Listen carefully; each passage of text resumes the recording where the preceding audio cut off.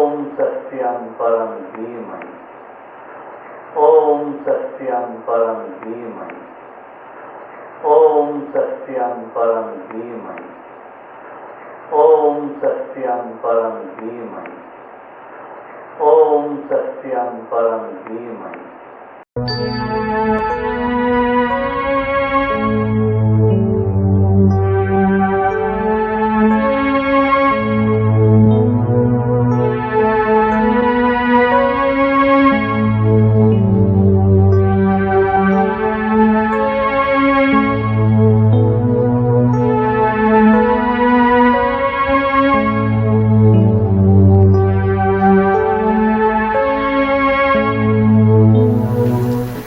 Technique for Ashwini and Vajroli. The physical part of the technique, the psychic part of the technique. There are pairs in the body-brain system, and the pairs are between the Bhut and the Tanmatra. Don't ask me to name all the pairs today. So, the nose takes smell, but the Tanmatra of smell lies in the anus, in the Muladhara chakra.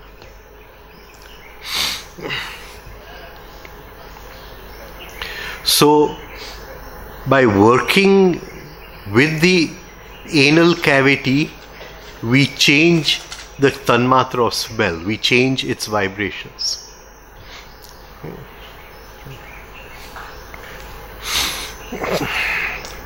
So, Tawariya Sahib has given one exercise where we tighten the anal muscles, pull them up,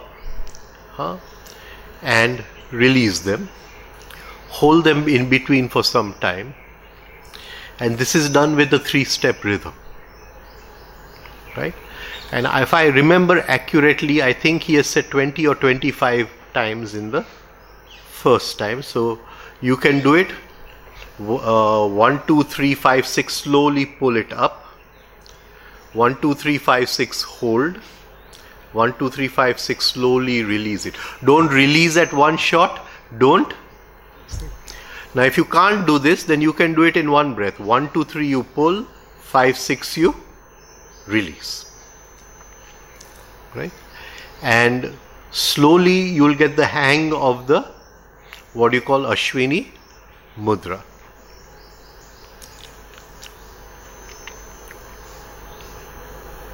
So you start with 25. Try to reach up to 100. Per day, 100 per day, right? Many changes will take place, and the first change in the physical body will come in the circulation of the blood vessels, because there are so many small capillaries over there. They will start opening up, and this will change the whole circulation of the body-brain system, right?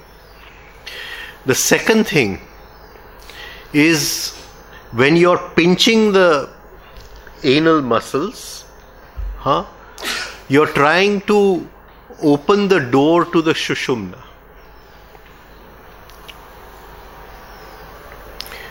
So, even though it is Prithvi Tanmatra, there can be a feeling of Akash, right? Supposing somebody comes to meet me and is very angry on me, so I hold the Ashwini Mudra. I hold the Ashwini Mudra. It does provoke the Sushumna a little. The Sushumna releases Akash Tattva, and I am in a state of balance, whatever the other person says. There will be no reaction from within. So, The physical part, the psychic part. And both have to be practiced.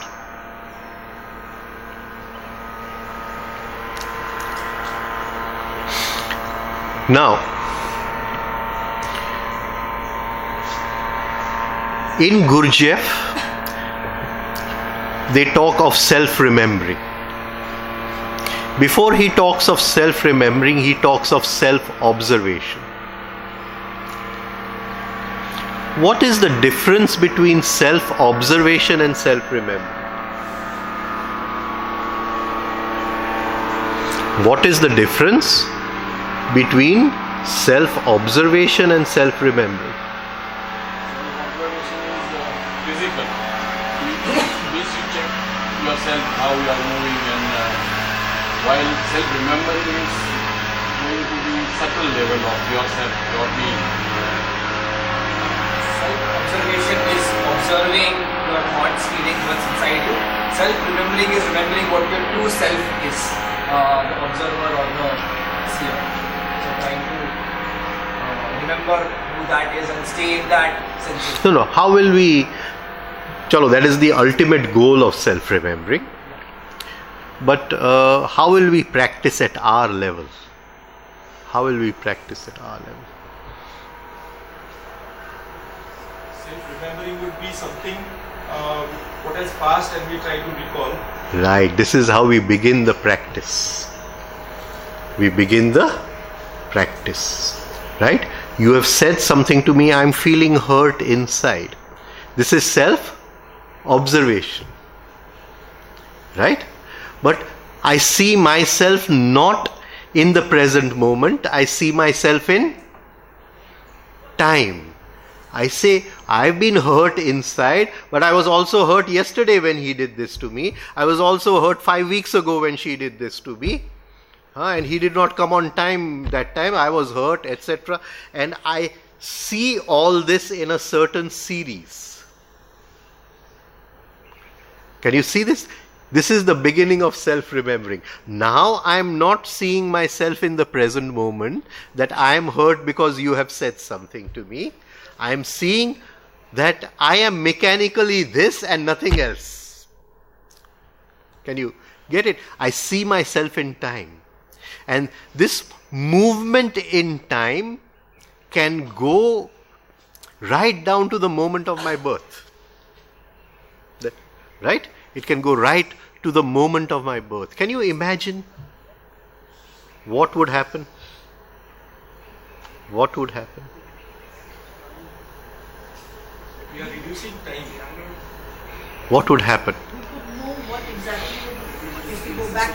We would know what exactly were the flaws and pointers which made us what we are now, something like that. We can see our habits or our attitudes that are repeating again and again, and probably try to drop them. Right, but supposing I was able to go back to my moment of birth.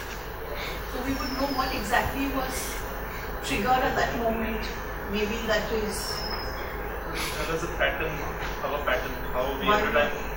In that, Why we come are from? back again. if I could go back to that moment where I... You can see that where did that come from? Like the first time you did it, like what was the source of that, and at the time of birth.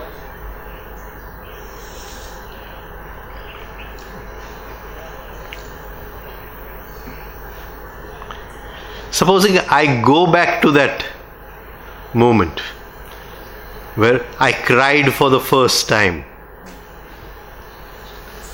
61 years old. Do I drop all that I've gathered in these 61 years, all the tensions, all the hurts, all the, negativity, the layer by layer what I have gathered, the conditionings, the education, in that moment, am I suddenly free of all this?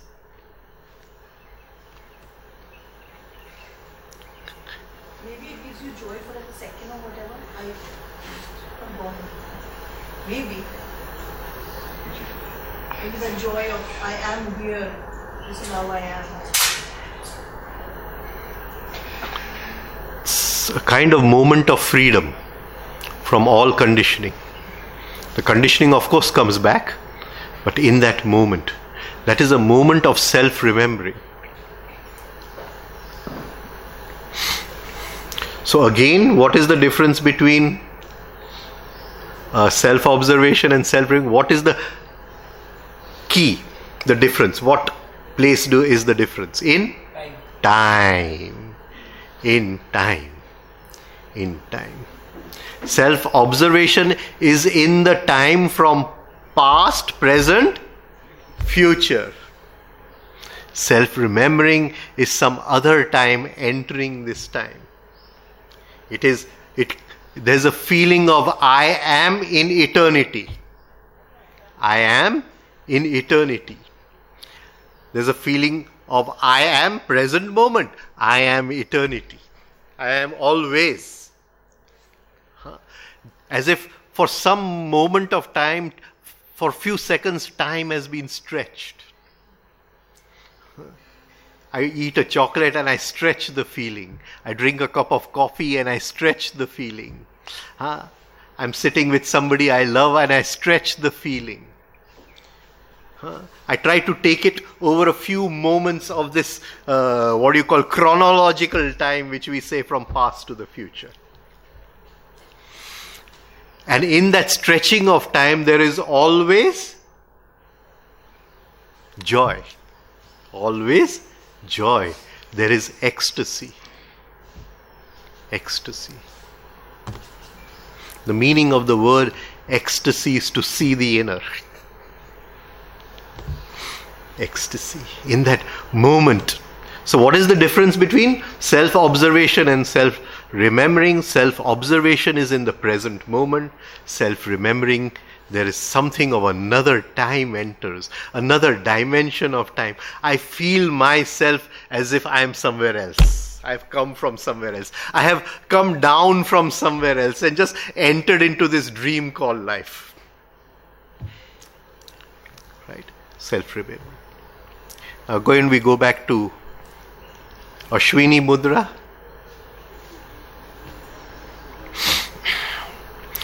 Shwa means time. Shwa means time. The mudra that frees you from time.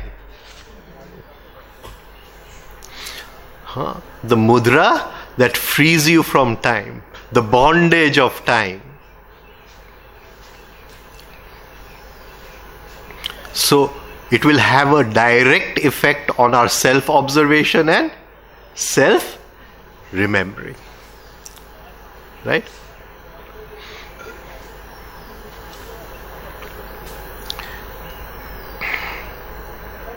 Have you got the gist of how to do it?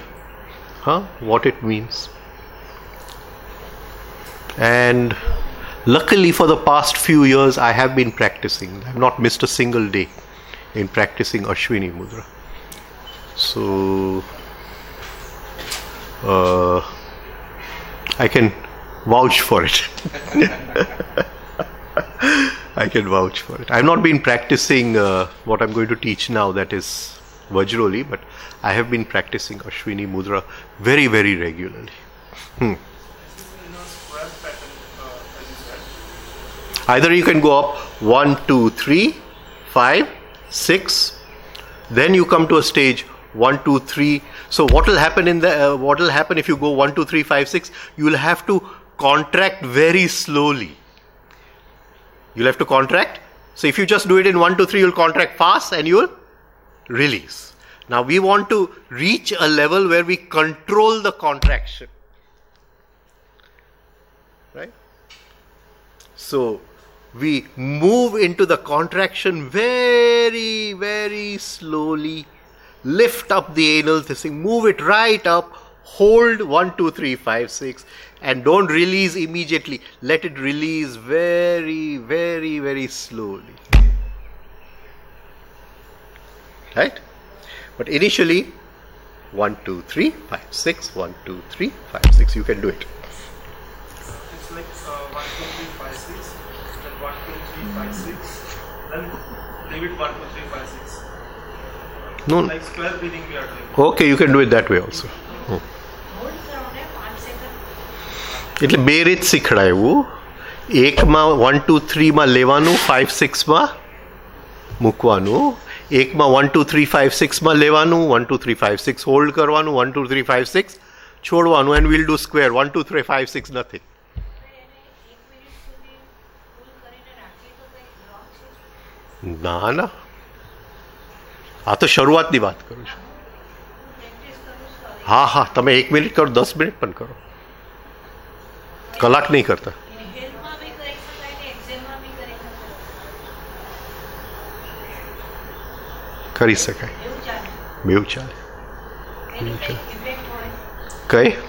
આ કરવાથી કંઈ effect હોય? I just spoke of the effects. નહીં નહીં, 1 minute કે 5 સેકન્ડમાં ફરક શું? કોઈ 5 સેકન્ડ કરે, કોઈ 1 મિનિટ કરે, એમાં ફરક શું? No, no. Supposing you're doing it slowly, right? Will it have an effect on your psychic nature? Supposing I'm a very hasty person, will it make a difference in that? I'm a very reactive person, will it make a difference in that? I'm asking you. કે નહીં? હું એકલી રહું એટલે મને કંઈ આવો ખ્યાલ નથી આવતો. એટલે તમારે તો કોઈ સંજોગ જ નથી રિએક્શન કરવાના, શું કરીએ હવે? આ ઉંમરે કોઈ શોધાય પણ નહીં કે કોઈકને રિએક્ટ કરીએ.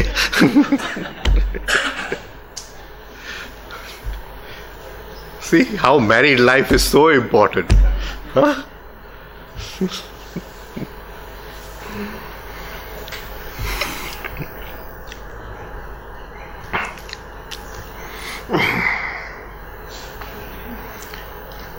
Okay.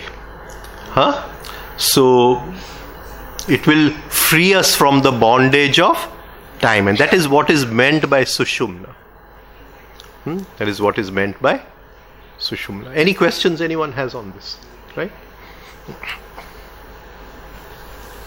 Any? Breathing should be with that movement. Breathing. No, she has raised a very pertinent question, very, very pertinent question, and I have not thought about it till now, so I'll have to practice and then let you know that whether we should do it at the exhalation or not. Initially, discourses में ना practice So I was looking for those notes only. Breathe in, 5 second માટે ખેંચી રાખો. Breathe out, 5 second માટે ખેંચો. And square લગાવો. Yes. So just now, just do the square, then we'll this thing, right? Move ahead from that. I've never practiced it exhaling. She has opened something up for me. Huh? Huh? Expiration karine.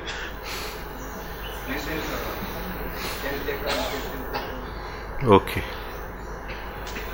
So he's saying in Hatha Yoga, Darabai is a yoga teacher.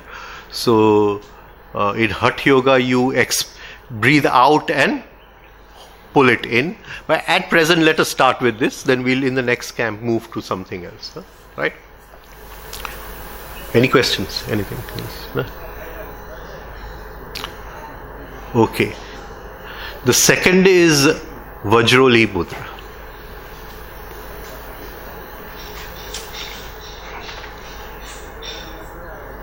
Within the Shushumna, there is a small nadi called the Vajra Nadi. And the Vajra Nadi moves in males from the head of the penis through the Sushumna right up to the central brain cavity, the Brahmarandra.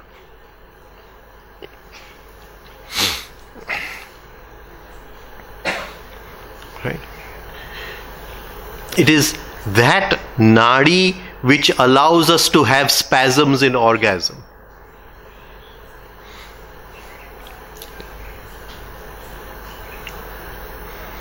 It is connected to the point where the divine fragment sits inside.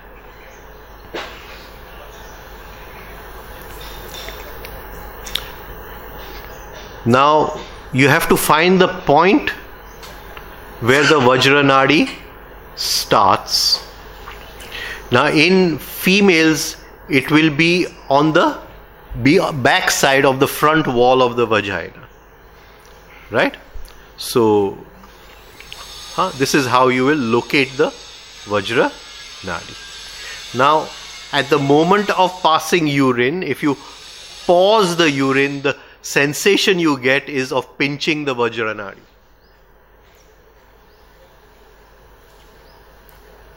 So you have to first locate the area of the Vajranadi. Right? Once you've located that area, then you don't have to do it when you're passing urine. Then you can do it sitting on your bed or sitting on the floor. And again you do similar contractions. If initially you can do it fast and then reach a state where you're doing it very, very slowly. You're building up to the contraction. You're loosening the contraction very, very slowly.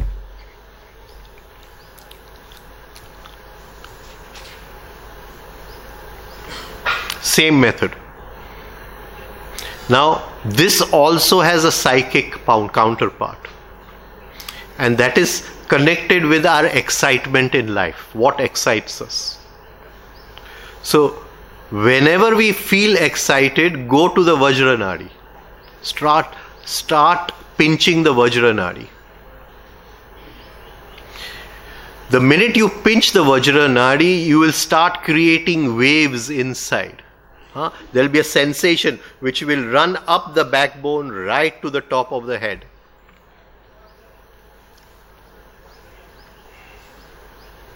Not only will it save the energy which is going out in excitement, which we are wasting in excitement, right? But it will transform the energy too. As you practice this, you will consciously be able to create waves of spasm, just as you have in orgasm.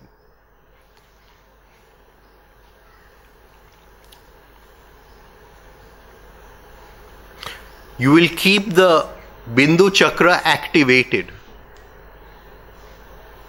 The area will always remain alive. In most people it dries up.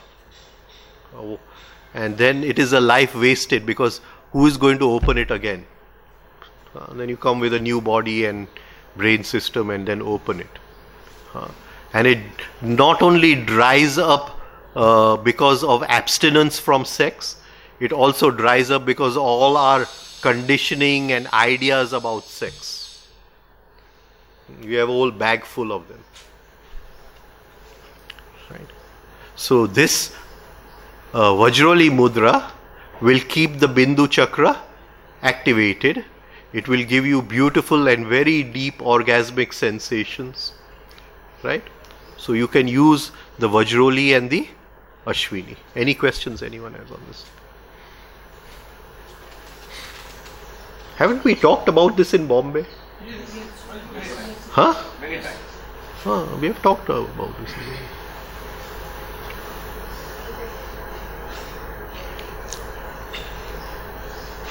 Bolo. Now anything else?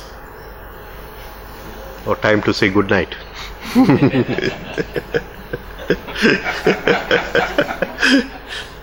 Goodbye, good night.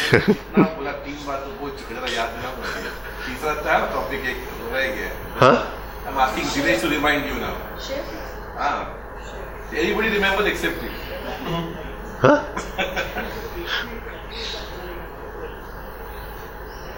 The next topic is the Shivka topic.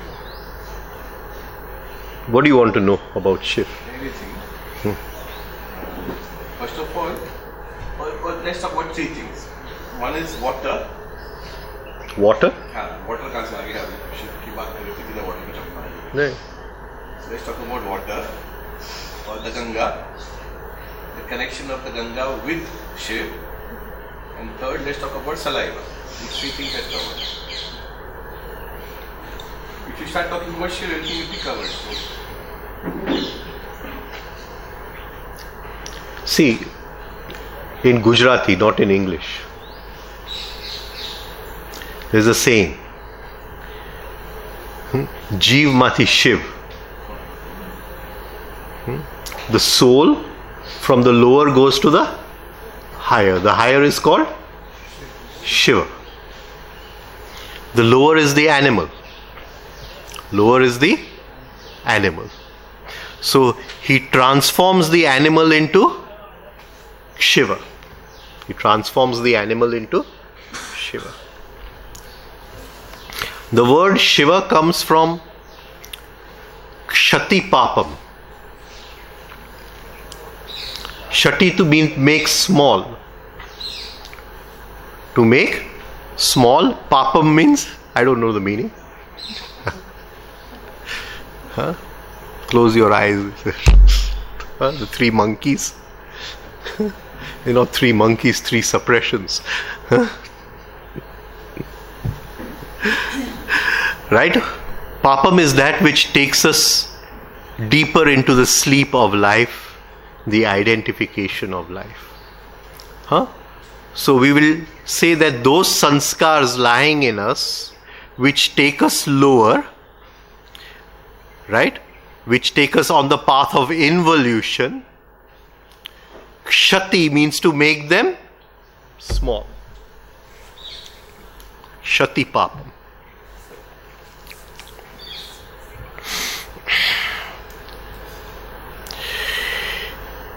The word Shati comes from the root Sho.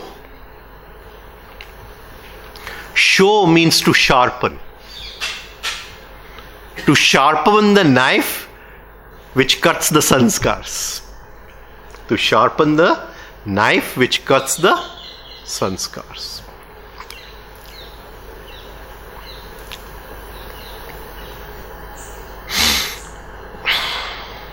We've talked about this in Bombay. Now, what is animal? What is animal? Ahar, Bhai, Nindra, Methun. What is animal? Ahar. It searches for its food. It protects itself. Bhai, fear. It rests. Nindra. And it creates progeny. Maithun. Right? These are the four, qualities of the animal kingdom which come into the human, and human has to rise above them. What was the fourth one? Creates what? Progeny. What is progeny? Children. It comes into heat. It comes into heat. Maithun, sex act. Maithun, the sex act. Right? So these are the four qualities of the animal world. Ahar, Bhai, Nindra, Maithun. Now, by transforming these four, the Jeev, the soul, goes from Jeev to Shiva. This is the journey.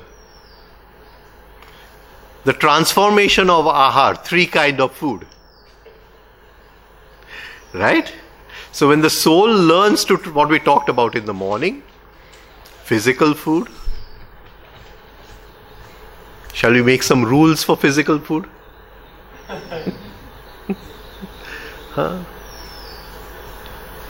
If your mouth is full, don't talk with someone. If you're eating, then don't cut the next bite. Pause. Keep your legs on the ground. Try to feel your legs on the ground when you're eating. Right? You can make some small rules for transformation of physical food. Then comes air food. Air food. Transformation of air food.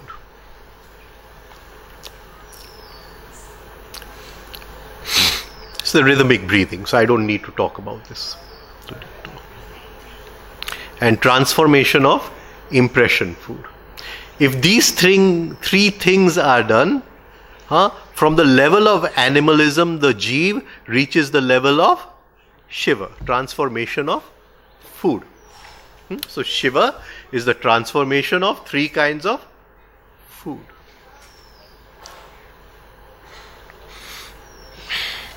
Bhai. Now within bhai, because out of fear all our negative emotions are born. So transformation of negative emotion.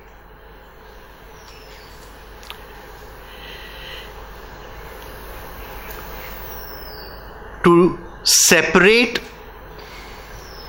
instinctive fear from psychological fear.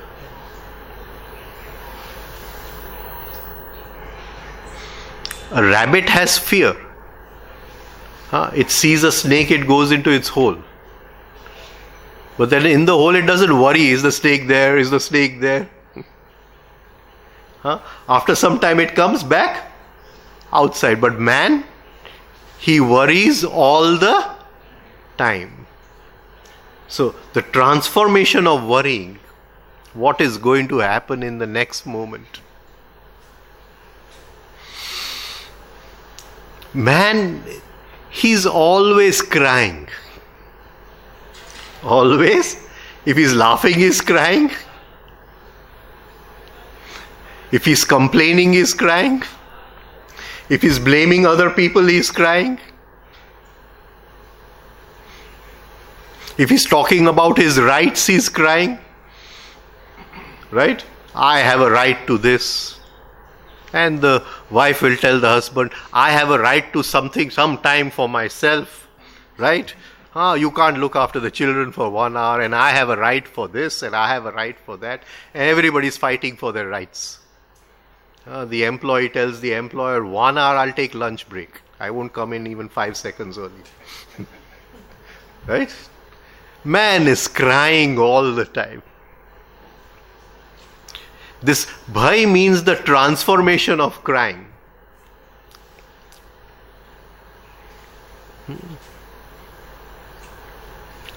Right? You fall in love. The girlfriend lives with you, also you cry. She goes away, also you cry. Now what to do? Then people didn't marry also. And then we sing songs, with or without you. I can't live with or without you. Beautiful song. Di bono. Di bono.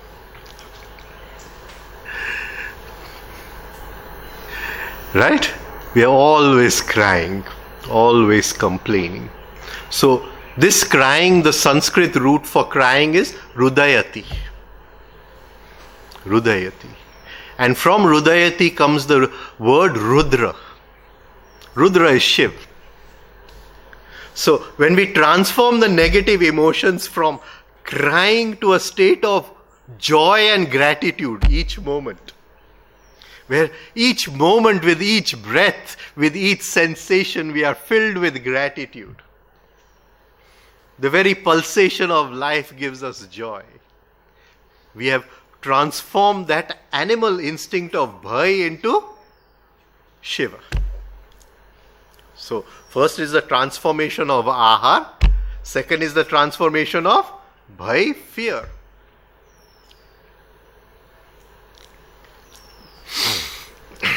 Nindra,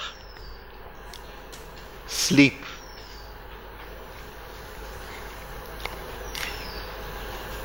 We talked about the 4 states of consciousness.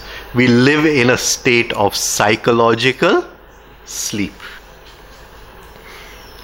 And as long as we are in this state of psychological sleep, we can never be at peace. Can never be at peace with ourselves. To awaken from this psychological sleep, to bring harmony in our life, requires sacrifice of pain. Without throwing pain into the yagna of life, we cannot wake up from sleep. But instead of sacrificing pain, we run away from pain. Our whole life is how to get out of this situation of pain.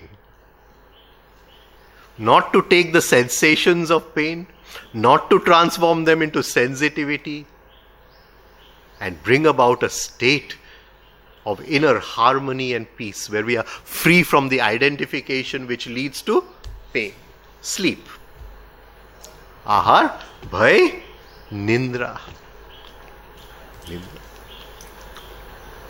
To work with sleep, to work with psychological sleep, and then to work with real sleep in the night.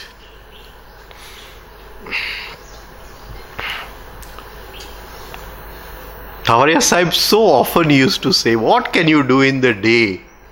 If you're able to do even 5 minutes in the sleep, it's like 2 hours in the day. Just work with sleep. Thank you.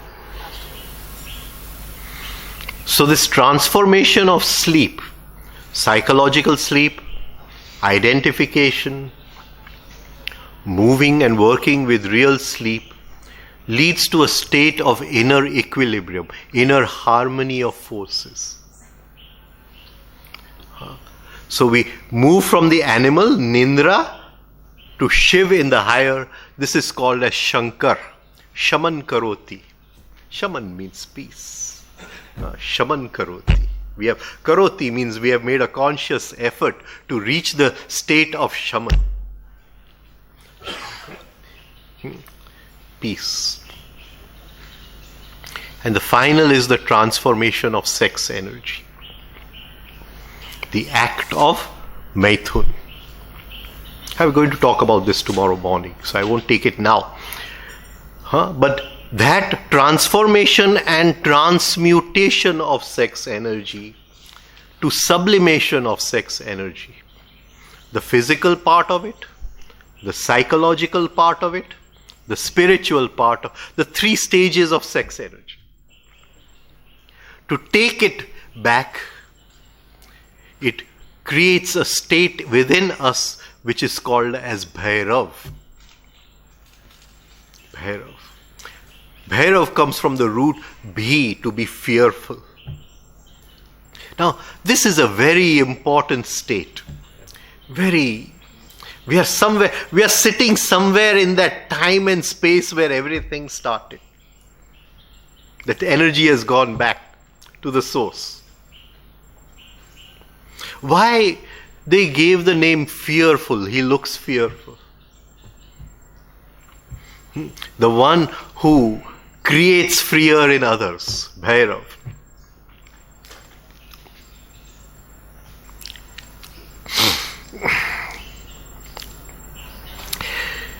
So, yesterday we took the whole involution of Omkar, right, into the elements. But at one point there is a pause. Gurdjieff calls this pause an interval.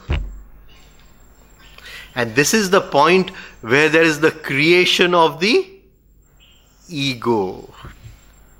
So that involution from divinity, as it goes down into involution, that movement from divinity, from the first spand, as it moves down, in this downward movement, at one point there is a pause, and it is at that pause at the creation of the ego. And at that point, the 5 tanmatras, the 5 elements, they are lying in that state of equilibrium. Something has to shake them. Please continue the process. The ego has a fearful nature. This is all symbology. It's all symbology.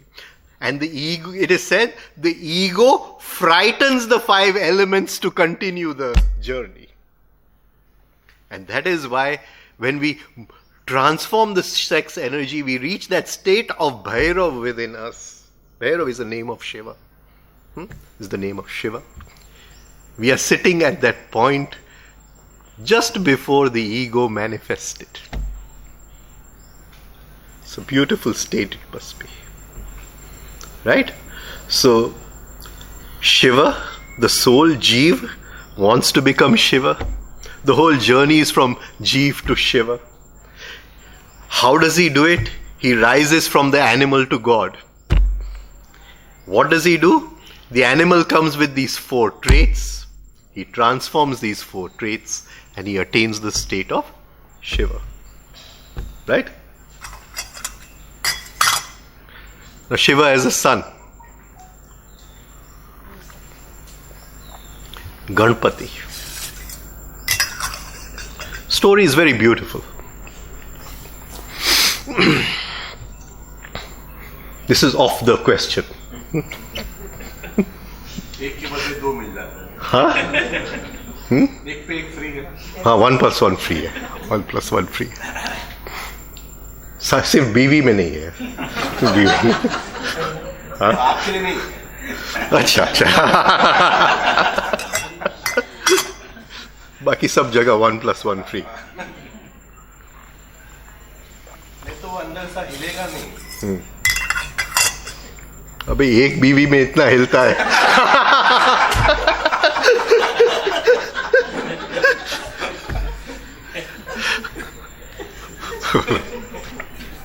You're a good man, no? तो आपके लिए इतना काम.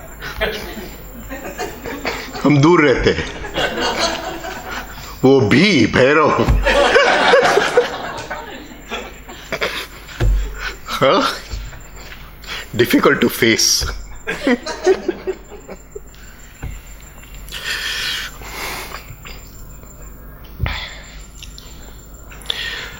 Now, the beauty of the story is that Parvati was having a bath. And in this bath, she takes off all her perspiration, all the dirt on her body, and creates a ball out of it and gives it life and calls it as Ganpati, Ganesh. So, Gan means that which is chaotic within us. The animal nature is chaotic within us. Pati means we have brought it under control. We have brought it under control. Now, in the morning he read something very nice. He says, Gam means the destroyer of obstacles. So, we feel, that he will destroy all the obstacles coming in my daughter's wedding. If the father-in-law is of this type, by the time he comes in the wedding, I'll put Ganpati's photo, his face will change. Right? Only obstacles to evolution. So Ganpati, Ganesh, the Lord of the negative emotions. Ganesh, the Lord of the negative emotion. Gan no Ishwar. So this taking out of perspiration is characteristic, symbolic of being free of negative emotions. The soul comes with so much of sanskar. It is clothed in sanskar. It has to take a bath in the water of the Ganga. And it gets rid of all that is scared. Ganga means knowledge, not the water. Knowledge. Gyan.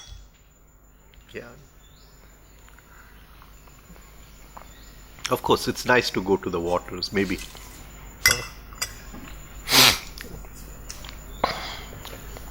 So she takes off this perspiration. It is that I am free from negative emotions. Now just try to see, in the birth of Ganesh, Shiv was not actively involved. He was in the smashan. In the, crematorium. He was in the crematorium. He was not actively involved.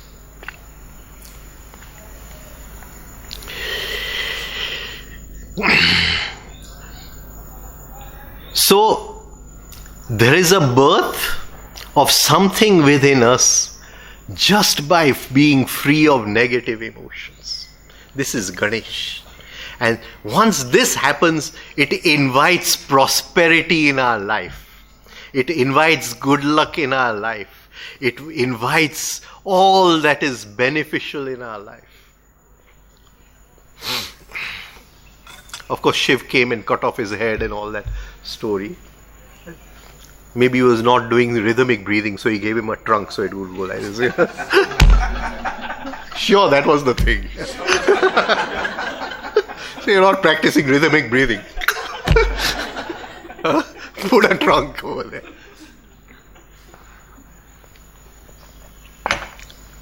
All the Hindus should listen to all this.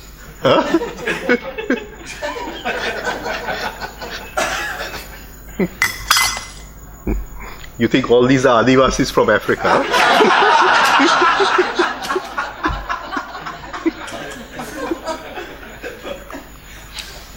Non-believers. All the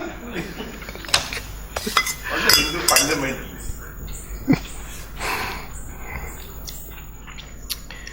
Bolo, now what question?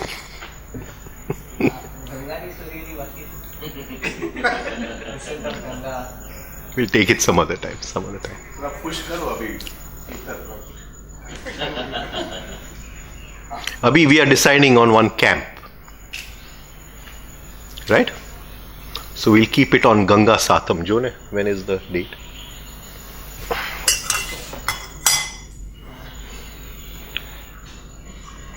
In the morning, you mentioned about the sun. No, but somebody has a mobile. Ganga Satam kya? He wants to have a dip in the Ganga, so I'm going to allow. Yours is a first choice. If the Bombay group wants to come first choice. If you all say no, then the Gujarat group. Dip in the Ganga. Get rid of all the dirt which the soul is covered in. Maybe we'll make Ganesh out of it. Right? बड़ा Bombay group गया किधर और एक eligible child लेके वापस आ गया गणेश भक्त में आ गया नहीं, they've mastered their negativity. नहीं मरे.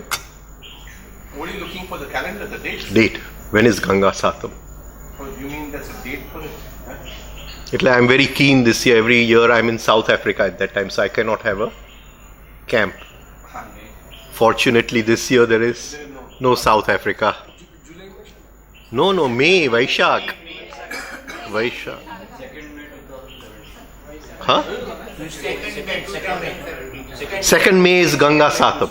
Is it a what day? Can you say? Tuesday, second May. So, Tuesday. Bhagavati, first May should be. Now, I want to just. Time pass. You know what is time pass? You tell about your way. So,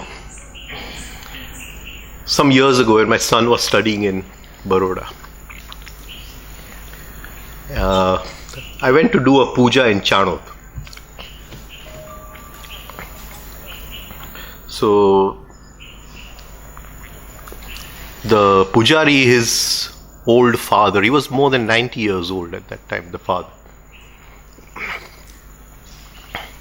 And the father, he called me and he's saying, who gave you that place on the Narmada river?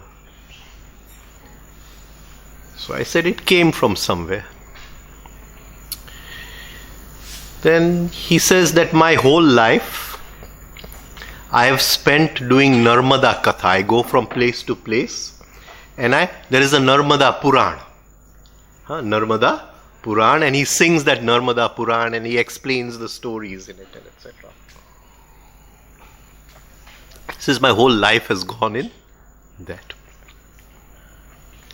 And he's saying, you know what is the, what do you call, the vibrational state of the place you have? What are the good qualities of the place you have on the Narmada?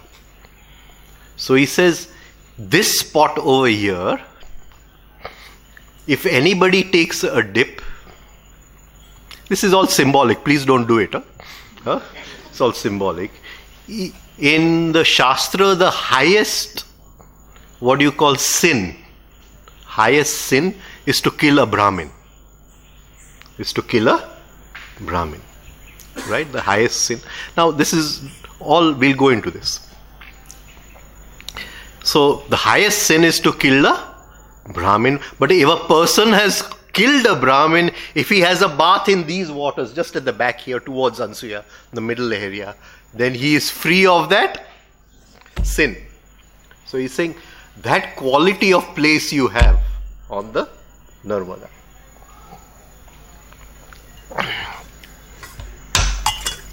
Now Brahmin means the intellectual center. Nowadays Brahmins are more instinctive center. They eat ladus all the time. So, right? But Brahmin means the intellectual center. Now, to kill a Brahmin means Brahmahatya. That when something is coming from the higher intellectual center, it wants to descend, you kill it with logical thinking. Many times, something higher may want to descend.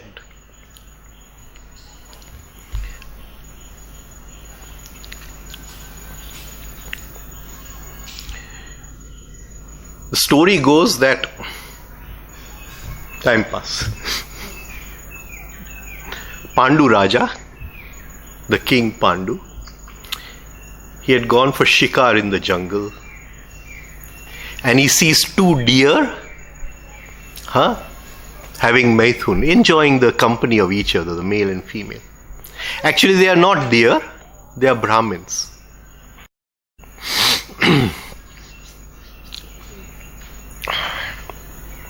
What is the word for shikar in the Shastra? Hunter. Mrugaya.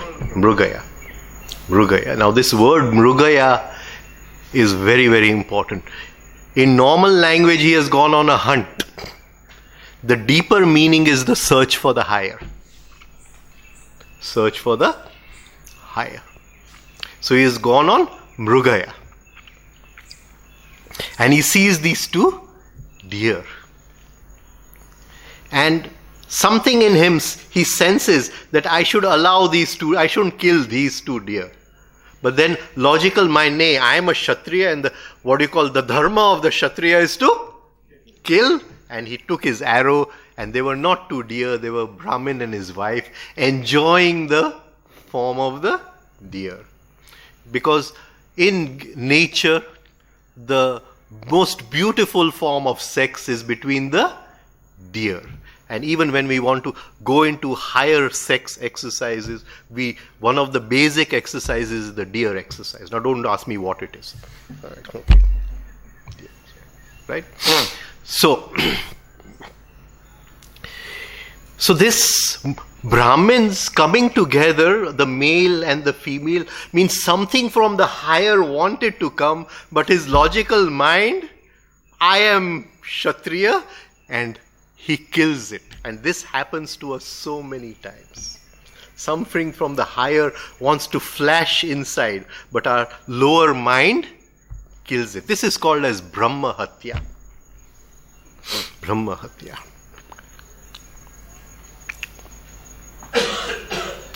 Right? So, maybe this place, if you have a dip in the waters over here, it will create the space for something to descend. How do you know if something is descending from the higher? There's always a feeling of ecstasy and joy. Many times, people ask me something, and I sense inside, is there joy or depression? And in that I'm able to give the answer. I want to do this. Sense it. Is it uplifting you or taking you down? You know the answer. Right? So this father, this 90-year-old man, he tells me that my whole life I have done the Narmada Puran, sung the Narmada Puran. And he says that once in a year, Ganga comes to have a bath in Narmada. Narmada is the daughter of Shiva. Narmada is because Shiva had two sons, and every father feels just with a son feels unfulfilled. The fulfillment of life only comes with a daughter. So you have a son, it's good to have a son, but the real fulfillment of the husband and wife relationship comes in having a daughter. So Shiva felt the urge of having a daughter, and he called upon this river to flow.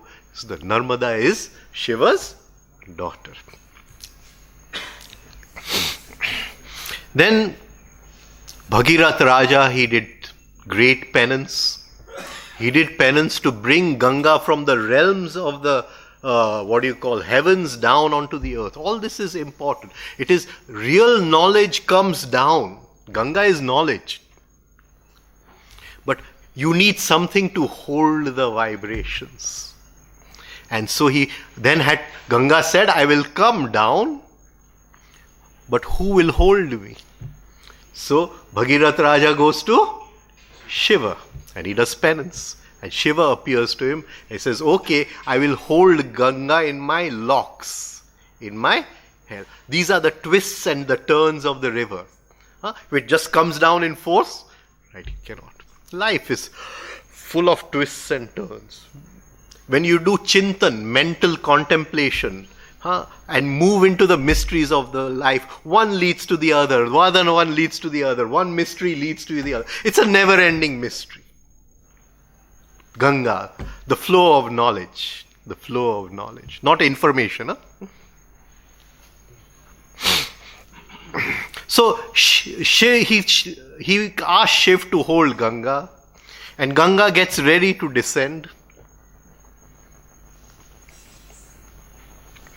And at the moment of descending, she says, but I will come to the earth, but everybody, the whole year will come to me to wash away their sins. What will I do with all that? What will I do with all that? Where do I take all these sins of the whole of humanity and where do I go? So then Shiva says, don't worry, once in a year you come and have a bath in my daughter, Narmada. And all the sins that you have gathered from people throughout the year will be taken away, washed away. You will go back pure. So the day she comes here to have, and she comes only in a certain area, this side from what is called Gangnath, there's a place, this side is Ansuya. Only in this much area of the Narmada, at 4 in the afternoon approximately, Ganga appears in Ansuya. They show you the colors of the water changing. She comes for some time. That is the time I would like this year to have a dip over here. So I'm giving the first preference to the Bombay group. If they want to have a camp at that time, then yours is the first call. Otherwise, we'll have a Gujarati camp. Let me know. So this is right. 4-day camp from the 30th of April to the 3rd of May. Okay. 30th April. Just confirm with Kaushik bhai.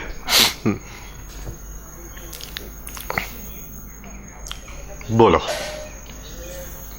Now what else? 30th होगा भागवती. Saturday क्या आएगा? Second is Tuesday. Second is Tuesday. 29th will be 29th. 20th will be Saturday? Saturday, Sunday, Monday, Tuesday. Okay. So we'll have a camp over here. Right? Now what else? In the morning you had mentioned the sun and its effulgence, right? And in the effulgence you had mentioned that it performs various functions with the different devas. So first, can you talk a little about the symbology of the sun, the various... Some other time, Adityas. Yeah. The various Adityas and how they take it. We'll take it some other time. It's all different. What do you call energies, pranas rising out of the sun, effulgence rising out of the sun. We'll take it at some time. Beautiful question. Yeah. Four states of consciousness. The equilibrium. Yeah, I haven't brought those notes. I wanted to show you that how sleep and samadhi are the same, or sleep and turiya is the same, and still they are different. I wanted to show you in the combination of forces. I just need my notes for that. I'll bring them in the morning. Right. If you want now, we take a 10-15 minute break and then we resume now for an hour. It's too early anyway. Seriously. Acha, what's the time now?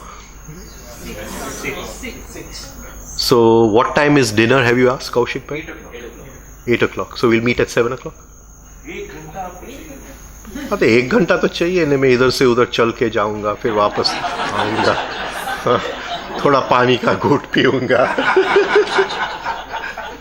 थोड़ा और कुछ भी करूंगा। 7 बजे मिलते हैं। 7 से 8 बैठते हैं। 7 से 8 बैठते हैं। हाँ वो भी कर, बाद में कर। Also, 3 involution processes and 3 evolution processes. Means? You told there are 3 processes of involution and 3 processes of 6 stages. I have to revise that a little. I don't have it all offhand. There's a limit. तो फिर ज़्यादा बात नहीं करेंगे। We'll take question answers. I'll take a little bit of it. Huh? Okay, 1 hour break. 1 hour. Thank you.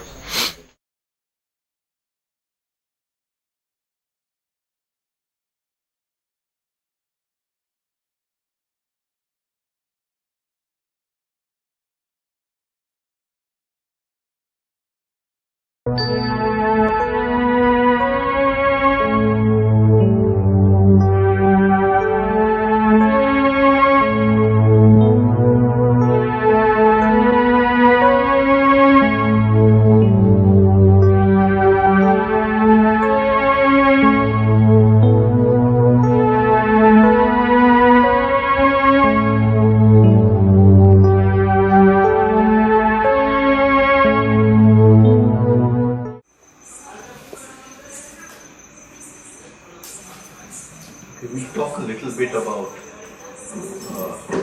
resultant intensity. What is resultant intensity? What is resultant intensity? Within ourselves and outside ourselves. We took that example of 2 people sitting next to each other. They want to talk to the other, they don't talk. So there's a build-up of forces in both of them. And in one of them, there's the explosion of that force which we call as Omkar. And he says, how are you? Or something of that sort. Right? Now, can there be what you call a stress between objects and man? How will it happen? Right. I see something nice, I want to buy it. So there's initially a build-up of force inside. Now, at one point the force expresses itself and there's a resultant force. This is called as resultant intensity. Now, does something happen within me before that resultant intensity? What happens? There may be some eyes in me which say, I don't want to buy it. Can you see what I'm trying to say? So one will say it is too costly, the other will say, I want to buy it. And there is a kind of fight between these inside, and there is a resultant, I want to buy it. So in the universe, there is this stress of forces between objects, between man and objects, and between man and man. Right? So there's this stress of force. Now what happens in the state of sleep? How can there be stress of force between object and object? Both object and object are desire આવા માટે primarily man can do who. How can there be between adjectives? There is.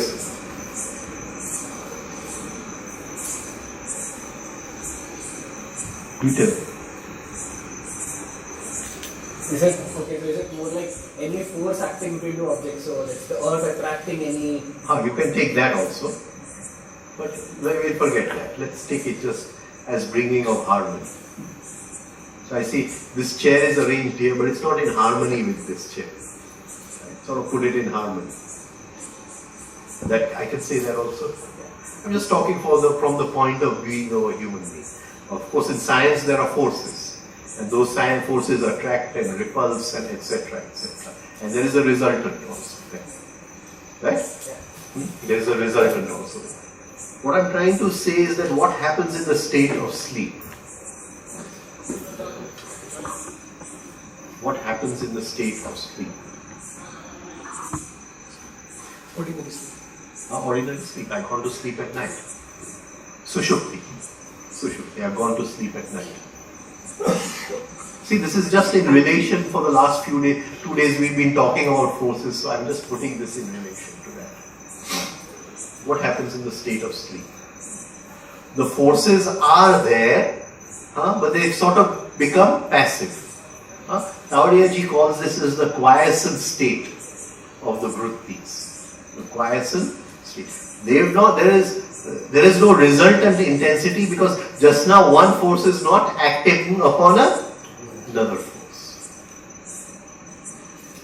Now what happens in the state of psychological sleep or swapna? What happens in that state? Now there is an object from outside which is throwing force upon me. It is attracting me. There is an object outside. And within me also there is a play of forces. So when there is an object outside and there is a play of forces inside which is not in equilibrium, this is the state of identification. I don't know if I'm coming across. It's the state of identification. Swapna. Now what will happen in the state of Jagruti? What will happen in the state of Jagruti? Forces are in balance. The outside will still attract me, but the inner state of imbalance, I will consciously be trying to bring it into harmony.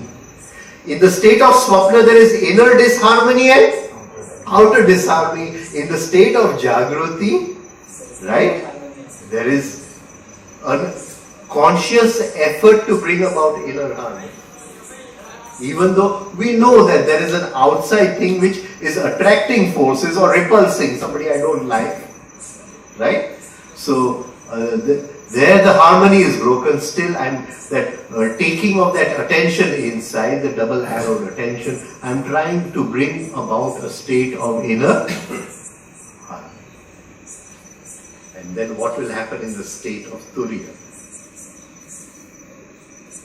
Without conscious effort, there is. In Turiya, there will be two states. We will divide it into two states. There will be outer equilibrium and inner equilibrium. This we will call a little as lower Turiya. And what will be the higher state? There will be no forces left. Everything will resolve back into that absolute from which it came. So in sleep there is a sort of balance of forces, not equilibrium of forces.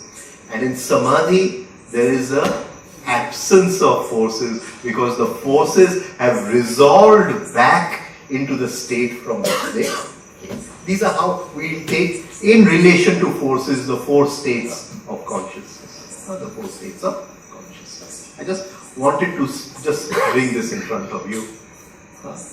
Because we were talking about forces all these 2 days. Right? Now you can ask any question.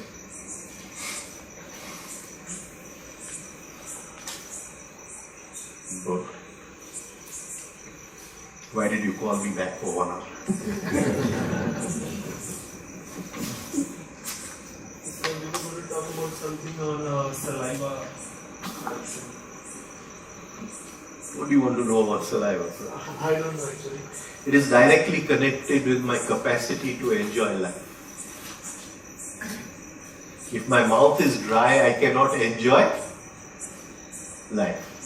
So the amount of saliva I produce in my mouth is directly connected with my capacity to extract ras from life. It is ras, ras tanmatra. Ras tanmatra. To extract ras from life. Every moment of life. So that's why the sixth exercise is very important. यहाँ पर जो forces की बात हो रही है और conscious sleeping की बात हो रही है, Not conscious sleeping. Already sleeping की बात हो रही है और forces how to act and how we react and all this things. In that मेरा ये प्रश्न है कि कावरिया जी ने कहा था कि कहीं मैंने पढ़ा है कि जब आप सोते हो तो एज ए नॉर्मल मैन आपका वो स्टेट नहीं है, जागृति का स्टेट नहीं है, doesn't matter.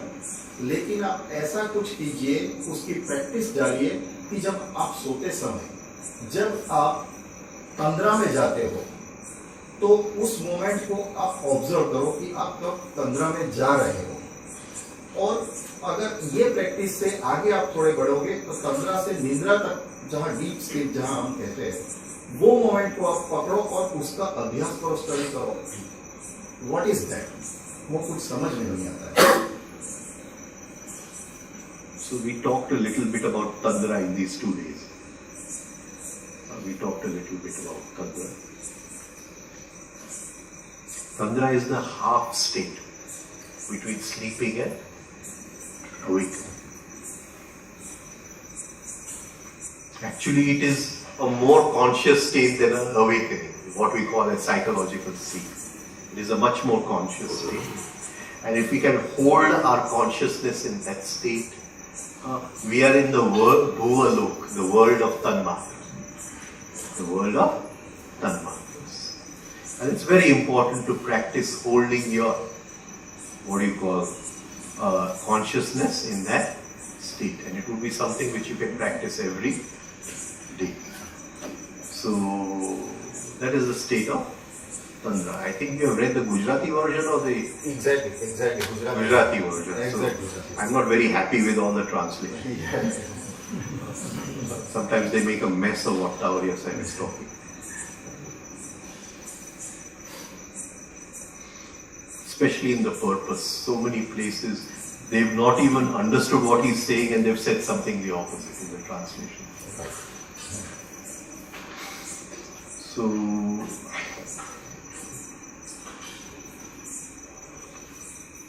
this is the in-between state. Now, what can happen in that state? What can happen in that state? The first thing, if we experience a little level of sleep, what does science call this? A little level of peace. What does science call this? State of alpha. The state of alpha. It calls we are in the alpha state. The speed of thought is slowed down. The inner seer is a little awake. It is observing everything that is happening. Now, if that state goes a little deeper from alpha, it goes to delta. Delta to theta. Theta is the deepest state which science records. And it is very, very close to deep sleep. Very, very close to deep sleep. So, Tauriya Sahib is saying that in the night when you go to sleep, try to catch the exact point in which you went to sleep. Very difficult. Very difficult. But if we practice in this in-between state and we can slowly reach a state of theta, then we are very close to that point. That is why we practice in this state, to move from a state of alpha to a state of delta to a state of, right? Theta. Theta is where the thoughts have slowed down tremendously. The screen of the mind is without thought. And you can see the dance of the tanmatras, the dance of forces on the screen of the mind. So you have entered into Bhuvalok. You entered into Bhuvalok. But this requires a lot of practice, You must be able to hold yourself in that state for long periods of time. In that video with Mr. Gold, Mr. Gold is talking about the doctor who invented this, the machine to measure alpha, delta, theta. State. And he's saying that the first experiment that doctor did with the machine was with Mr. Gold. And he went so fast into theta that that doctor could not believe what was happening. You see, how can you go so fast into theta? Right? The state we are in is beta. Now the monkey is chattering all the time. This is the beta state. That is why we have what is called a beta blocker. A beta blocker.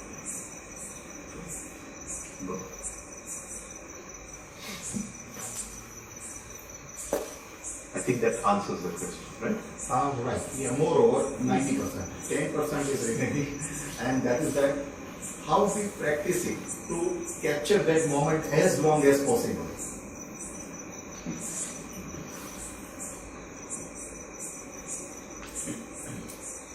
The two things. What is that state called in yoga? Yoga Nidra. Yoga Nidra. There's a whole Yoga Nidra Upanishad.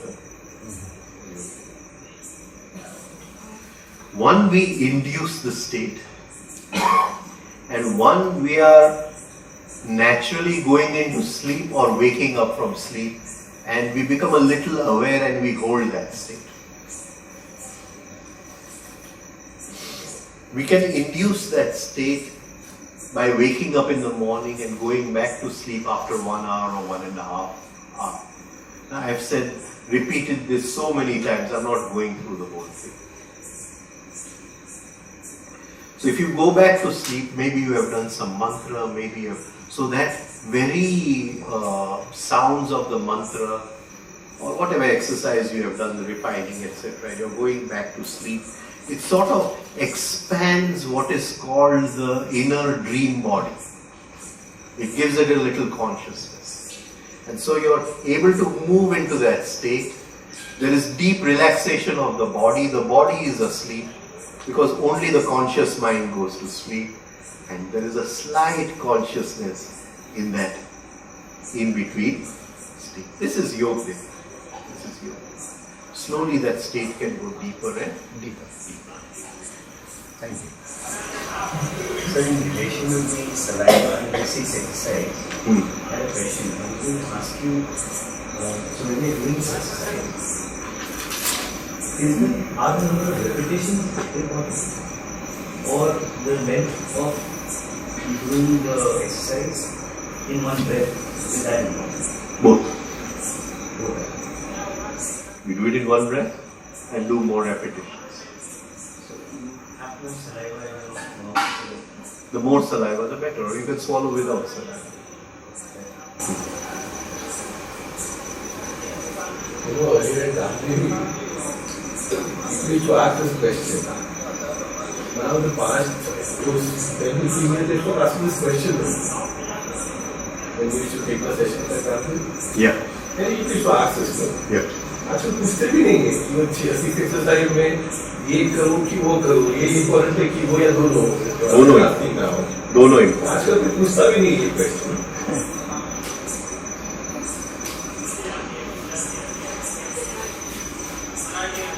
Both है.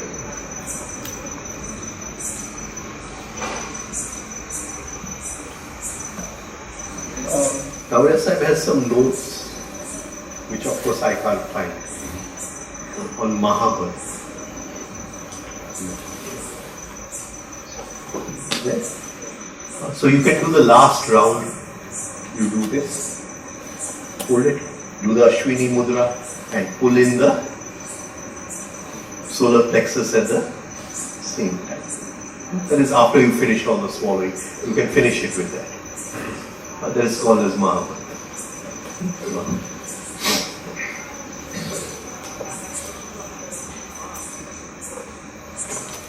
The saliva that is produced, right? The quality and the quantity, what does it depend on? Does it depend on the moods, emotions? Does it depend on the food? What? It's a dangerous question you ask. Now, how am I going to know the quality of my saliva? Unless I ask my wife.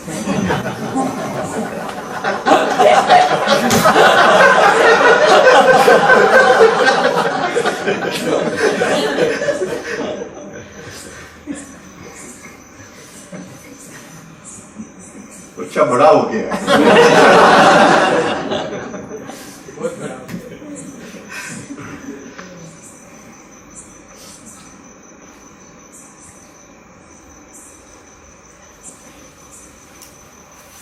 There's an inner sensitivity.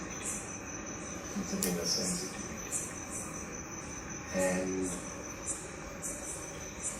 everything in life, every moment in life, there is a taste. There is a taste. It's called as Ras Tanma. The Vaishnavas place a lot of emphasis. They say God is nothing but rasa. Eso rasa vai. God is nothing but taste. Can you get it? Can you see how important the saliva is?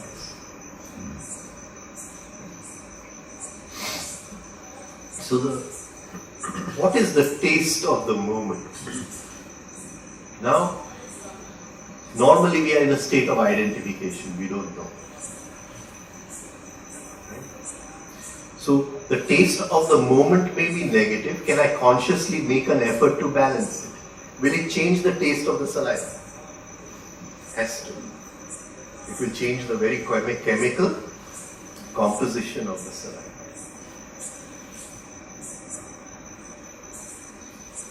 So the mental state that you have by approaching any event in your life determines the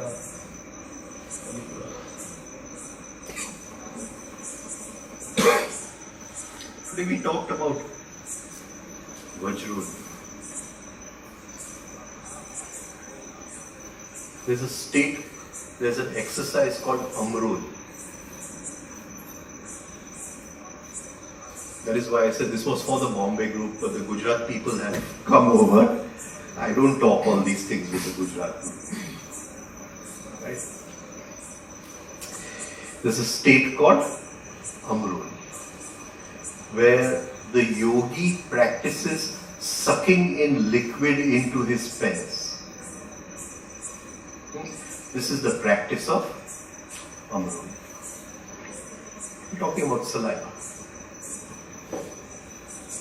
Many years ago, my wife and I went to Khajura. And this guy was explaining that this is oral sex. So I said, this is not oral sex. Don't write in your books and all that this is oral sex. Yes, he has gone into orgasm. His sperm has been released in her mouth. She is mixing it with her saliva and he is taking it back through the practice of Amroli. I said, this is highest yoga. Don't say it is sex. Don't call it sex also. It's something totally different. And when he does that, can you see? Now the mixing of the saliva with the sperm. The mixing of the saliva with the sperm, and when he takes it back, it becomes a kind of ambrosia. He holds it in his prostrate, and then he learns to pump his prostrate and he releases it into his bloodstream. It changes the whole chemical composition of the blood.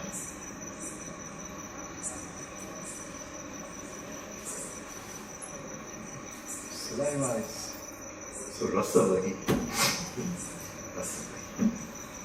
The Vaishnavas knew all this. They had deep practices. So deep. And then it went into a stage where, the people who were expounding it, they didn't have that level of consciousness and it became a mess. They created a mess out of everything. विविध रचना करी अनेक रस लेवाने जीव शिव थकी जीव बन्यो as आसे. The Jeev becomes the Shiv. The practice of Amrut.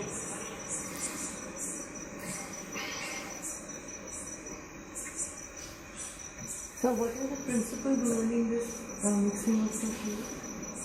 What is the principle behind this mixing of two fluids? Why do you need for it, or why does it happen? When it is the marriage of the male and the female. Then he is no longer male, no longer female, and he gets that deep experience. So he takes the female from the saliva? He takes in the female sensitivities through the saliva? Through the saliva. So there are many carvings in Khajuraho which depict this. And there's a whole science to it. I'm just giving you a small... I think this saliva thing has really gone haywire. From where to where? From where to where?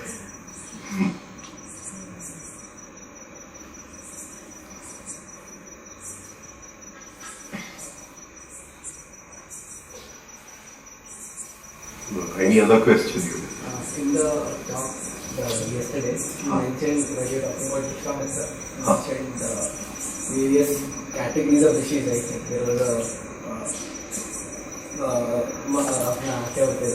Raj Rishi, then Brahma Rishi. So what are these different categories? I don't remember all the categories, so it's difficult to talk about it. They will all be connected with a state of consciousness. Of course, Brahma Rishi, you have your consciousness is now absorbed into the Brahman, the ultimate Brahman. Raj Rishi, Raj means consciousness, not Rajan, but Raj means consciousness. And Deva Rishi. Right, so these are all different levels of consciousness. Consciousness, the positive emotion, Devashi. Positive emotions. Compassion is Devashi. Love is Devashi. Some are masculine, some are feminine, so they're called Devi.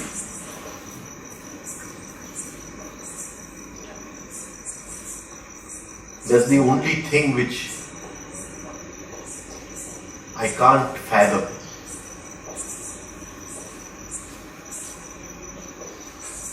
What? All the rishis, I can't find a single female in there. Right?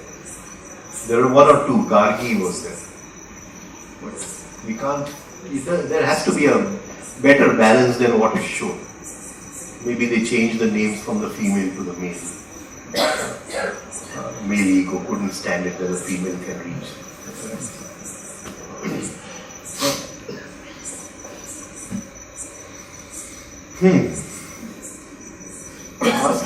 Ask easy questions, not difficult questions.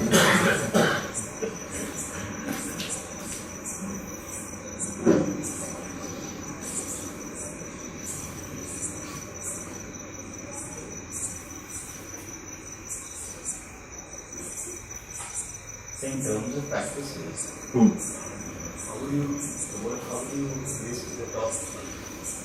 These are the top 7. I'm talking in terms of 1 and 7 only. What are the top practices that we need to do in terms of practices? As we breathing. What else? What is the top practice in all the practices? Yeah, but what is the most important practice? Come on, he has already told you. Gold nugget. Gold nugget. is the goal target. It's the most important. Like while chanting Gayatri, we have to put our attention in the ears. Like Just now try to see the form. Try to create the form through visualization. Create the form. Come to a state where the form flows. The words flow. Visualize the words, let them flow. Huh? Then we'll go ahead from there.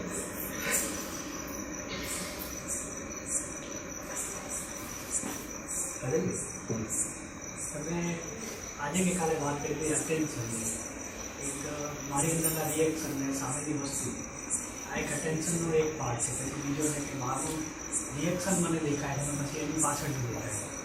તો તમે આજે જે self observation અને self remembering એની સાથે આને કેવી રીતે કરી? So, was one point we realized the uselessness of attention. Now that attention cannot go in, it can only go out. Right? But remembering can go in. Atma Smriti. Remembering can go in. Why can remembering go in? Because in that divine emptiness, that divine wholeness, Satyam, there was the memory that I had created he recalls.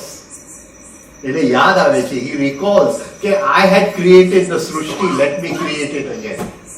It is called a sanskar. So, even though all memory lies in Mahakal, this one sanskar of self-remembering goes through Mahakal, right up to the top. Can you get what I'm saying? That is why it is so important. All other memory remains in Mahakal. But the memory of the Atma and it moving down into identification, that goes.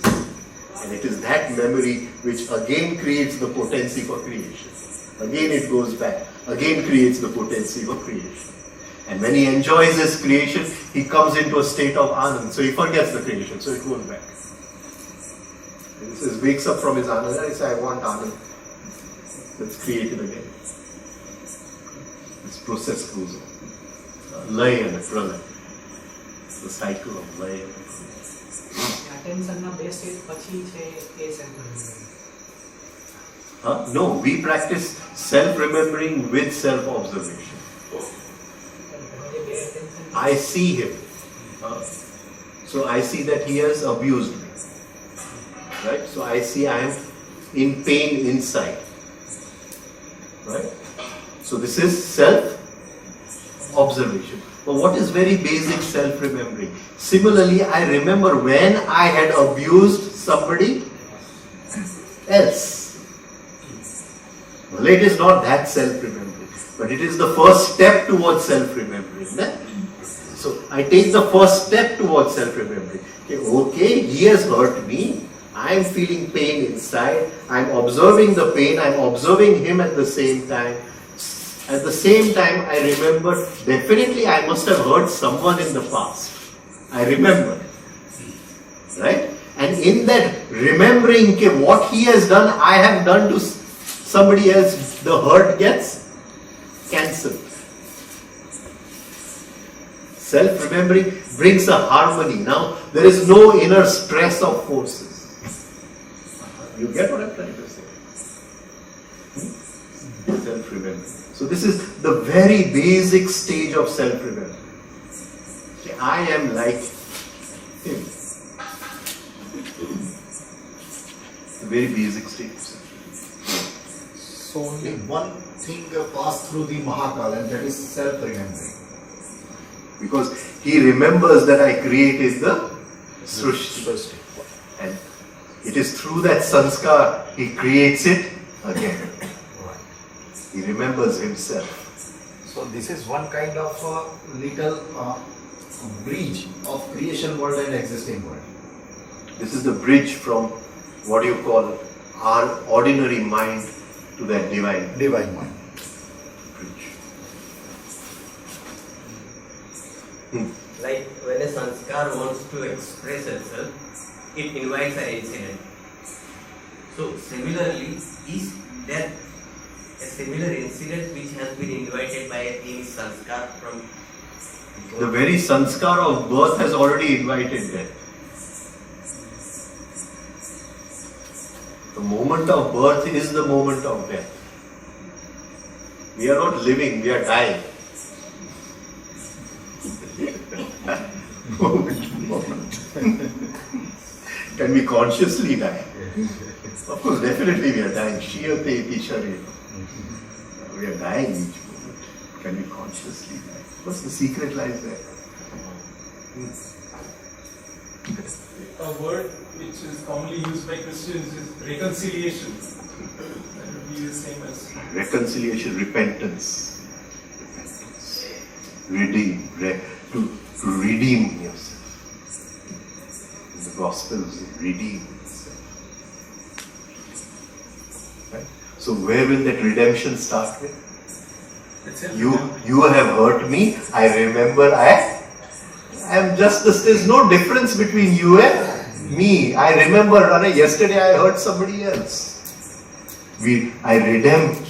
There's a redeeming factor inside, redemption. Right? And I don't remember. Definitely I've done it. Then I repent. I burn in it. I burn in the fires of purgatory. I burn in the fires. And in those fires, when that thing is burned or it is cancelled through self-remembering, I reach heaven. Moment to moment. burning causes the purification. The purification. Purgatory means purification. To purge. To purge.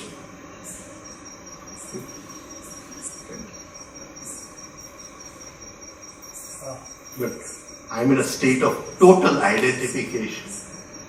Then it is hell.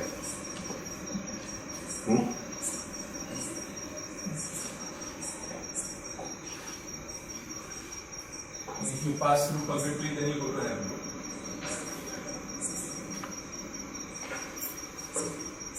That Zen story. One of the greatest Zen, what you call samurai warriors, he came to a Zen master.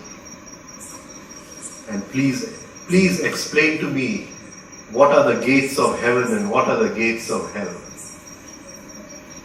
And the Zen master says, you stupid fool, you call yourself a warrior? You're a weak nothing, you don't know anything. And he takes out his sword to kill the Zen master. He says, here open the gates of hell. And he drops the sword and he comes down into compassion and he says, here open the gates of heaven. Right?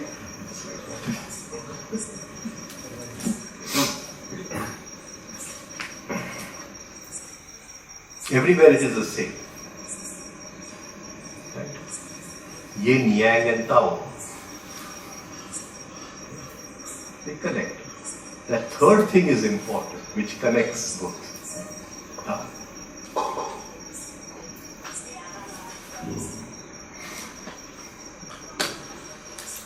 Can we be in that third state all the time? Neither to the left, neither to the right. Move a little to the left, we swing to the right. We move a little to the right, swing to the left. Yes, we hold that state. It is not a perfect line where we are moving exactly. We are swinging. Life is a swinging. But in that swinging we realize a little to the right, enjoy life, now move to the left. Not too far. Not too far. And this balancing act is consciousness. And in that consciousness, as we have the balancing act, we go from this pole to that pole. Gayatri is the mantra, Trayate, it takes you across. Right? Takes you across, transcends. Takes you across. To learn to balance. Balance the inside and the outside. The outside comes into harmony because of the inner balance. Right? Balance between two people. And this balance, wherever there is balance, there is Akash. Always. So, in Akash, the Omkar is always sounding. It's always sounding. It is the guna of Akash. Akash is the medium which allows it to be. So, in every balance we create that Akash. In every balance we go back to that. Whatever, in our normal relationships. We learn to balance. You previously mentioned that will is associated with anahata. Will is an emotion. It is what you call, the emotional energy has sort of come now into a kind of one-pointedness. Right? Now if I go back to my room and I have two wills, I want to write tomorrow's lecture also and I want to see a serial also. Now both the wills will fight with each other. Right? So like that, just now my wills are all fragmented. I will of course see the serial because I like that. What interests me. Right? But that is attracted attention. From attracted attention we go to directed attention. We create the will. The will to direct attention. Where we want to direct. Of course, there's no TV over here to see the serial. I see you, I see the serial. I don't see you, no? I see you, tomorrow you will get married, then after marriage what will happen, you know? And the serial happens automatically. So many things. That seeing of you. Such a joy life to see all the problems which are going to come.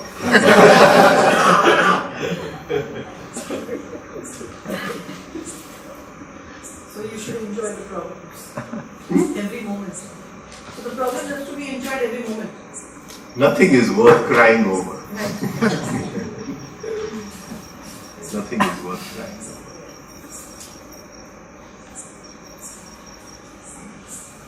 Not even death. My mother was once very ill. So she's lying there on the bed. And I said, if you want to go, you just hang on for some more time. I want to have a cup of tea. I'm coming back. Then I'll catch your hand, you go.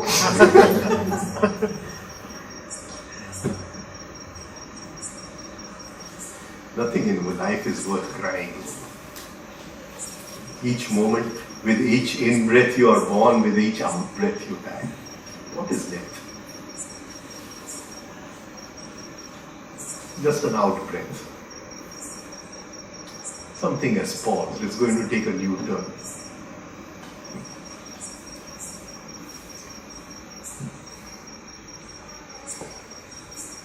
So tell us something more about Lay and Pralay.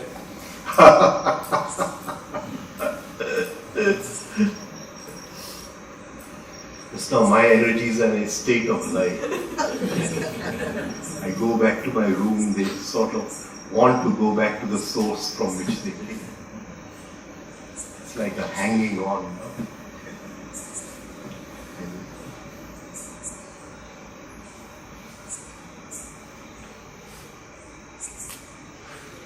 The word Lay and Pralay, don't use it in that way because Lay, Srushti, Lay, and what was the third thing you said?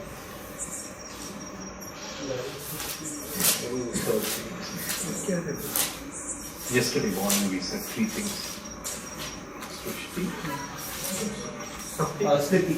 Sthiti. Srushti, Laya, Sthiti. Srushti is the creation. Sthiti is the interval where we meet together, and Lay is the going back. And it is maybe more enjoyable than the creation is. What else? I don't know the time. I'm not working. And of course, this clock is not working. 7 o'clock. 7 o'clock.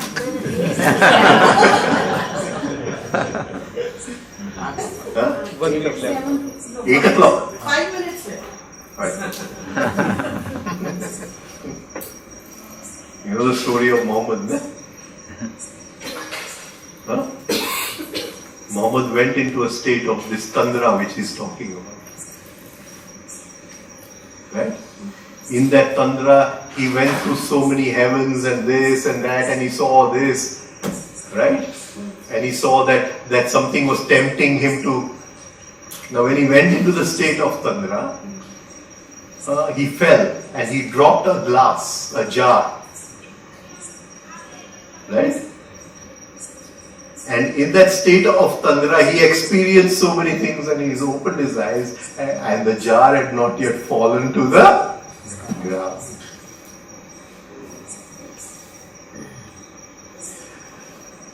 Right? State of Tandra. So much power lies in that state. So much potency lies in that state. So much of possibility lies in that state. He went into that state. And he opened his eyes and the glass had not yet touched the ground.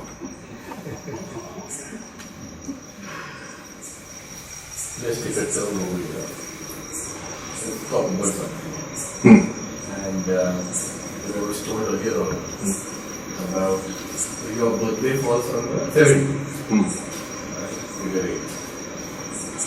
And Krishna was the 8th of birth. So was the case with Krishna. Yeah, but Krishna is different. He's transcended 8. I'm stuck up in 8.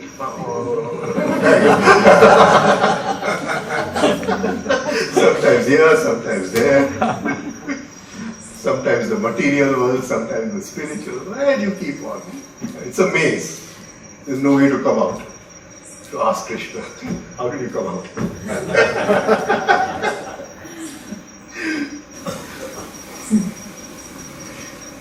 was told that to draw a comparison Vishnu and Krishna, which you haven't told me about.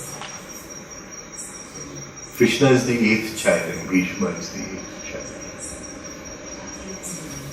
8 is very important because in Sankhya it is called as Ashtada Prakruti.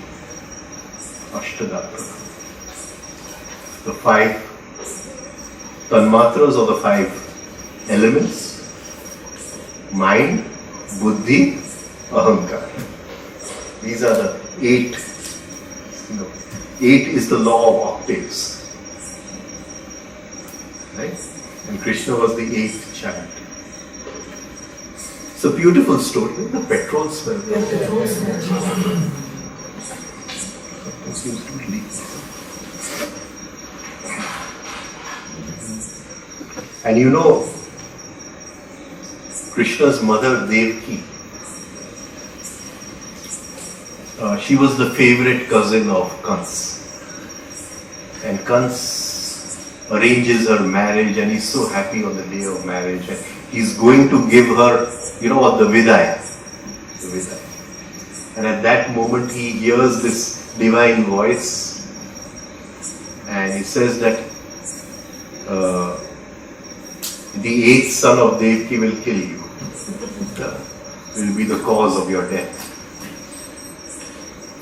And right from the marriage to the prison, the jail. Okay, I'm going to get rid of her 8th child. Vasudev in those days, the Krishna clan was called the Yadavs. And Vasudev was the most handsome of all the Yadavs. He was Mr. Yadav. Not Mulad Yadav.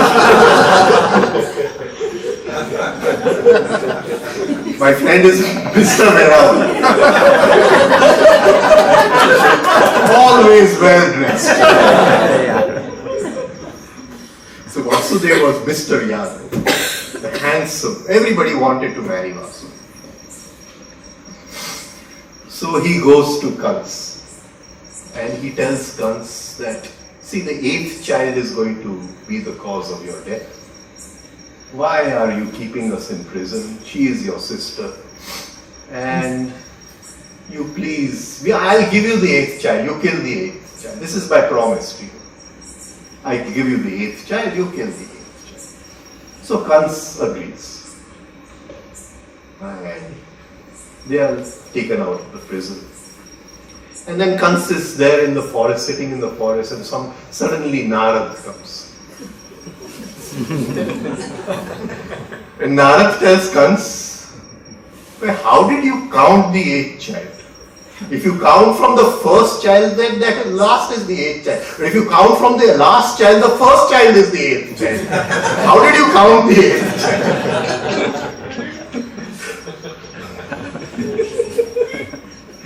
Right?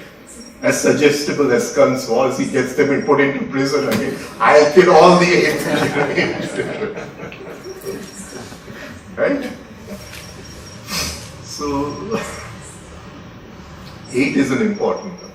8. But don't relate it to my date of birth. I'm just moving around like this, just stuck in the maze of life. We spoke about this, but the comparison between the Bhishma and the Krishna. Yeah. Bhishma was one of the Vasus. And the Vasus, they went into Vasishta's ashram, and Vasishta was not there, and stole his cow, the divine cow, whom Vishwamitra tried to.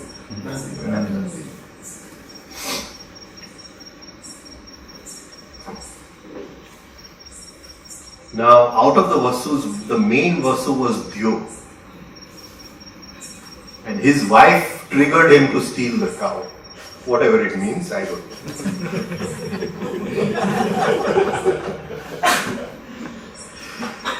So, he steals the cow, and then Vasisht comes back and he realizes that the 8 Vasus were involved in this. So he says that you will be born in the world of men, let you suffer in pain, because there in that heaven you cannot suffer in pain.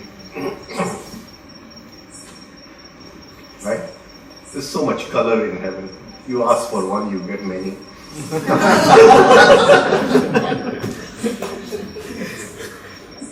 Nobody has known what you're talking about except me. No, they all know more than what I'm talking about. But even that one suggestibility is there. Now they all want to go to heaven. You count the point. Even in that one, suggestibility is working. And so the Vasus pleaded with him, we don't want to suffer in the world of men. How can we suffer? So he says, okay, 7 of you, they also 8, 7 of you, right, will die immediately and 1 will have to remain. Dhyo. And then he became Bhishma. So here the inner sanskar was to run away from suffering.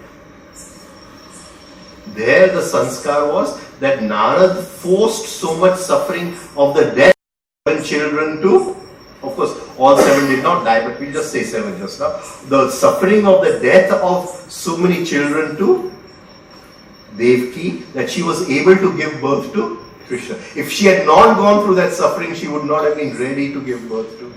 So, Narad, you see. So here somebody runs away from suffering, here somebody is born out of suffering. 2 different things. The ego, Bhishma, always wants to run away from suffering. He's frightened of suffering. That is why the name is Bhi. Bhi means frightened. Fear. Shma means to mentalize the fear. Right? And Krishna, he was born out of suffering. Right? Both were 8 children. But Bhishma reached to that level of very, very subtle ego. Very, very subtle ego. And it was a small jump from there to be free of the ego. And whether the other Vasus had an experience of life because they just died immediately, the mother Ganga just threw them in the water. So at the point of his death, when Bhishma is lying on the bed of arrows, and he's waiting for Uttarayan, that is, when the sun turns northways. When the sun turns northways, there is a special prana in the earth. The earth is breathing in. The earth is breathing in. So at that time, the prana, which is the core of the earth, is releasing into the atmosphere, is of a fresh quality. It is not rechurning the old prana, which it does when it is breathing out. When it is breathing out, it is rechurning the old prana. This contains something new, something of giving birth to the new. So that is why he waited for Uttarayan. Now this can have two meanings. Two meanings. The bindu is also the uttar part of the body. So how to take the inner awareness to the bindu? How to take his consciousness to the level of bindu? That is also the inner Uttarayan. Right? I am attracted by something sexual, it is Dakshinayan. I take my consciousness to its source, it is Uttarayan. Right? So we can take this in two ways. So he was waiting for Uttarayan to die. He wanted his energies, but something was missing over there. Something was missing over there. That small jump, that subtle ego was there somewhere, you know. I mean, and he had gone through life in so, he brought up all the princes, he did everything for the, and he always throughout his life, because of, even though understanding everything, he had to support the false. Right?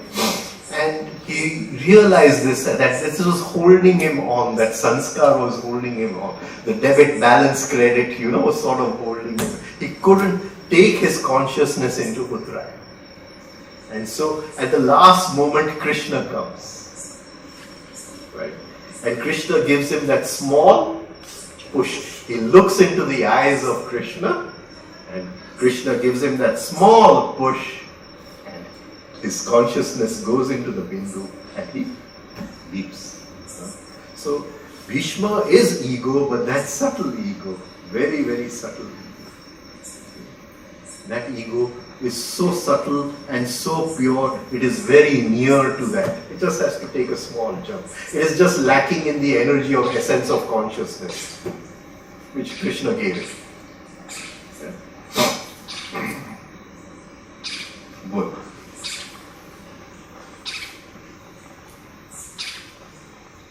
What is this energy that the wife has? Huh? Which one? So she pushes him towards Shri Nandini. What is the setting here? Desire to own something. Yeah? Desire creates birth. Desire creates another birth. And then there's a new desire to be free of suffering. But freedom from suffering and run away from suffering is two different things. There is freedom from suffering. And there's a running away of suffering. The ego runs away from suffering. The soul wants freedom from suffering.